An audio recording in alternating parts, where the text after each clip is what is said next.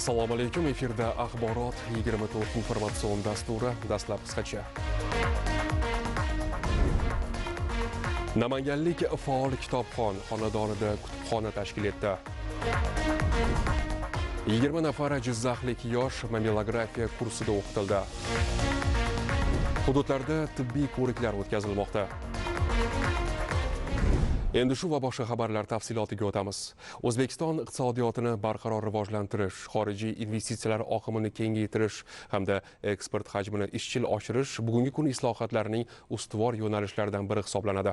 Mamlakatimizda investorlar uchun yaratilayotgan qulay biznes muhiti, soliq va bojxona imtiyozlari, industrial zonalar infratuzilmasining yaxshilanishi tashqi sarmoyadorlar ishonchini yanada mustahkamlamoqda.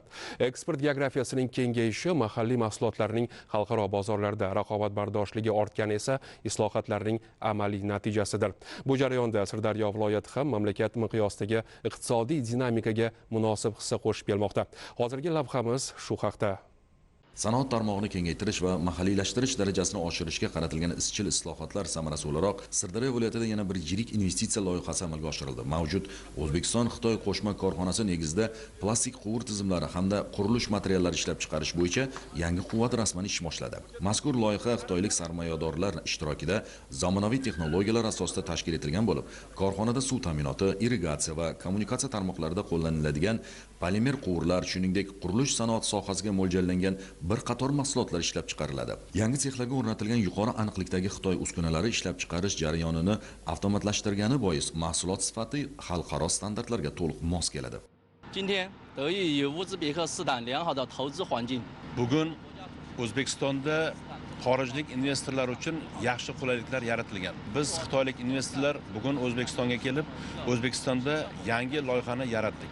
Ushbu loyiha truba ishlab chiqarishga mo'ljallangan bo'lib, ushbu mahsulotlar ichki bozorga, shuningdek bu mahsulotlar eksportga ham yo'naltirish imkoniyatiga ega bo'ladi. Bugungi yaratilayotgan imkoniyatlardan foydalanib, men O'zbekiston rahbariyatiga o'z minnatdorchiligimni bildiraman. Shuningdek, bugungi kundagi O'zbekiston-Xitoy aloqalarining tobora mustahkamlanib borayotganini biz guvohi bo'lib, o'zlarimizning investitsiya loyihalarimizni kelgusida yanada kengaytirish ustida ishlarni olib boryapmiz. Loyihaning amalga oshirilishi hisobiga viloyatda qo'shimcha ish o'rinlari yaratildi. Mahalliy xomashyodan samarali foydalanish imkoniyati kengaydi. Eng muhimi, bu quvvatning ishga tushirilishi ichki bozorda import o'rni bosiladigan mahsulotlar ulushini kamaytirib, kelgusida eksport imkoniyatlarini ham kuchaytirishga xizmat qiladi.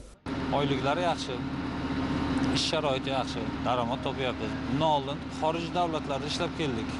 Bu yerlarda foyda bo'lmadi. O'zimizga yaqin joydan zavod ochildi. Prezidentimizga rahmat. Bizga sharoit yaratib berganiga xursandmiz.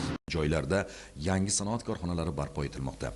Xorijiy sheriklar bilan qo'shma loyihalar amaliyotga tatbiq etilmoqda. Eng asosiysi, barcha islohotlar va amaliy ishlar aholining turmush farovonligini oshirish, daromad manbalarini kengaytirish, hududlarning sanoat salohiyatini mustahkamlashga xizmat qilmoqda.